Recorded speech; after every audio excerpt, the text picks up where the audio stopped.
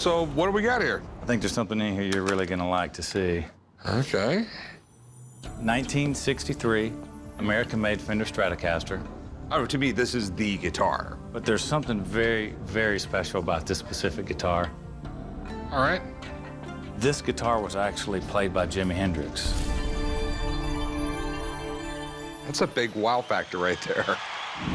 Jimi Hendrix, man, he's one of the greatest rock and roll legends of all time. But what I'm bringing to the table today is not only a piece of rock and roll history, but it's very well preserved. Jimi Hendrix, he was an icon. This guy did things with the guitar that no one did before. He played a Strat. Yeah. Left-hand guitars are far and few between. Right, His first guitars were used. He couldn't find a left one. Right. So he started playing with a right-handed guitar with the strings upside down. Even when he had money, he continued playing guitars that were right-hand guitars strung upside down. Okay, you mind if I pick it up? No, absolutely, by all means. All right. This is the Holy Grail. He actually held this guitar that you now have in your hands and made wonderful music with it. Is there any pictures of him playing it on stage or anything? Or? No, because it was exclusively played in the studio. This was his really favorite sort of recording acts. I'm gonna set this down.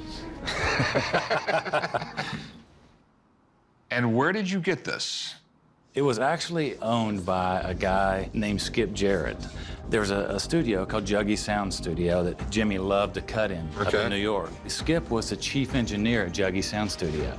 And after they wrapped up all the production on Band of Gypsies and all that, they gave this guitar to Skip. When he passed away, one of my business associates and I acquired the guitar. Okay. This guitar was on Band of Gypsies? Yeah, he played this guitar on several records. He actually played it on Nervous Breakdown as well. Okay. Here's just something that came out this year in this magazine about this specific guitar. The guy that wrote this article, you know, did a lot of extreme diligence. Plus I have, you know, letters signed by Jimmy's brother. I have seen items where people had letters from the family. Right, okay. And it turned out not to be what they said it was. Right. Okay, that's the one big thing that scares me. How much do you want for the guitar? I think this guitar, you know, from everyone I've talked to, I'd be willing to take, say, $750,000 for it.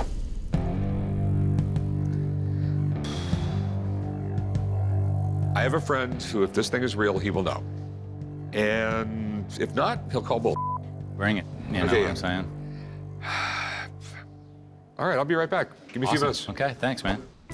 I have nothing to hide. Let's turn the lights on real bright. This is an authentic Jimi Hendrix guitar. I'm happy to challenge anybody that he wants to bring to the table to look at it, because he'll authenticate the guitar. This is stupid cool. I mean, one of Jimmy's guitars. Hendrix turned the guitar into an extension of his body. Every way he moved was altering the sound of the guitar. When you see him dip down real low, he's bending physically bending the guitar. Right. There's very few guys that can make their own statement with the guitar anymore. But guys come along like Jimi Hendrix and just take it to a completely new place. I want to make sure this is 100% before we start talking a lot of money. Yeah, you mind if I take a look at it? No, man, by all means, that's why you're Awesome. here. There's a couple things you'd want to look at. The tremolo bar. These are usually bent and angled up. He played the guitar upside down. He flattened a lot of these out, made them straight. So they probably weren't ramming into his arm and stuff like that. Another thing is what they call ring wear. If you're playing the guitar like this, my wedding ring hits the guitar, removes a lot of the paint, finish from there. If you look at this guitar, the top side of the neck has a lot of that wear. That's from the guitar being this way. How Jimmy would have played it. Left-handed. The article that you guys have sitting over there, they asked a bunch of vintage dealers to take a look at this guitar with photos and stuff like that. This serial number here, L14985. This guitar has actually been documented. No doubt, this is definitely one of Jimmy's guitars. That's really, really cool. In my head, I think I know what it's worth, but what do you think? No guitar is worth anything unless everything's working on it, in my book. Plug it in, let it rip, Let's just do turn it this. up loud. Cannot believe this.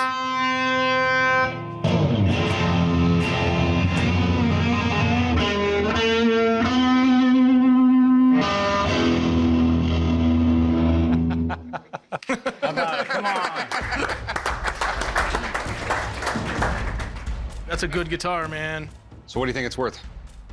Anywhere from $750 to good auction, $1 million. All right, thanks, man. All right, man. Thank you. Yes, thanks again man. for letting me You're play. welcome, man. Thanks a lot. That felt crazy to hold one of Jimi Hendrix's guitars, man. You could see why he liked it, because it was a really good, balanced, nice feeling guitar. On a personal level, I absolutely love it, but you have to find the right auction. It has to be advertised in the least amount of time would be a year, most likely. Right. Let me give you 450,000. 450? Man. My thing is, I take all the risk, you walk away with the cash. For a guitar that could fetch maybe $1 million on any day, your own guy just told you that? Okay, but what we come can, on, 450 grand? Yeah, I'm thinking 750, man. a lot of commissions and a lot of people got to get paid to sell this thing. Okay, Right. it's just it's the way the world works. Right. Okay. I'll give you $500,000.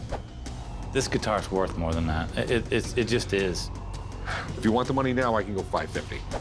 Knowing that it could potentially fetch $1 million at an auction, I can't leave that much money on the table. $750, really, man. That's a bottom dollar I can take for the guitar.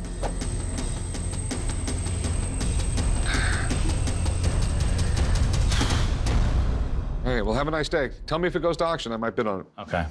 Thanks, man. Well.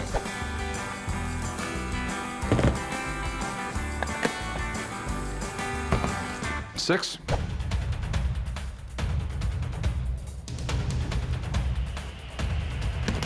I can't do it, man. But I'll call you if I change my mind. Call me. Okay. All right, man.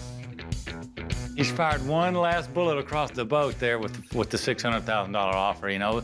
Honestly, I was starting to kind of get a little bit more tempted by that. But if you want to come to a fair point in selling something of great value, don't be desperate about it. And that I am not.